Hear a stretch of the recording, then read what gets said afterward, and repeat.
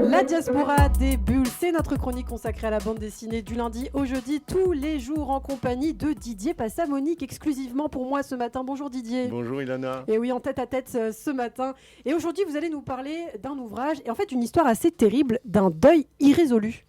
Absolument Ilana, c'est perdre un frère plus jeune que soi est une expérience terrible parce que on souhaite à personne. Personnellement, j'ai perdu un frère jumeau.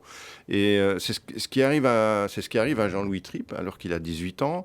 Et c'est une mort stupide, c'est de la plus stupide façon de celle qui laisse une culpabilité béante dont on ne guérit jamais. Le dessinateur de Magasin Général, c'était une série avec Loisel qui paraissait chez Casterman, continue dans la suite de son diptyque Extase, qui est très très personnel, à nous livrer une œuvre qui est très forte et qui touche à l'universel. En fait. Alors ça s'appelle Le Petit Frère par Jean-Louis Tripp. C'est quoi l'histoire exactement ?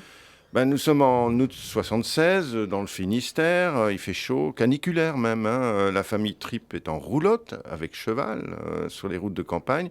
Ils sont au complet, il y a le père, la mère, la sœur, il y a Jean-Louis, il y a Gilles, qui est son petit frère, qui va avoir 12 ans en novembre. Et les deux roulottes doivent passer à un certain moment par une départementale en direction de Saint-Herbault. Et là, les voitures dépassent en permanence les roulottes. Et à un moment, dans l'insouciance de son âge, Gilles, le petit frère, fait le con sur le marchepied du véhicule. Aïe. Et là, c'est le drame. Il est chauffé par un chauffard qui l'emporte dans un éclair vert, dit Jean-Louis Tripp. C'est assez terrible comme histoire. Oui, puis il y a ce moment, et puis il y a tout l'après. C'est-à-dire l'hôpital, l'enquête de police, l'identification du chauffard, le procès. On ne se rend pas compte que derrière un accident, il y a tout ça. C'est du lourd. De quoi marquer au fer rouge un gamin de 18 ans. Pour lui, c'est la fin de l'insouciance.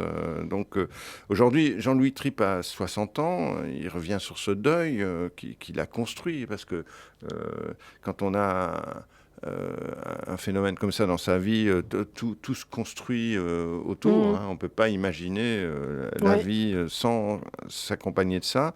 Et avec son trait charbonneux, il faut voir l'ouvrage.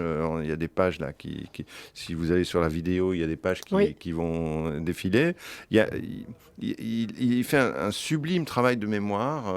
C'est une espèce de retour sur soi, une enquête intime sur un événement qu'il a mis des années à dissimuler au fond de sa mémoire et autour duquel tout s'organise, les sentiments, les névroses.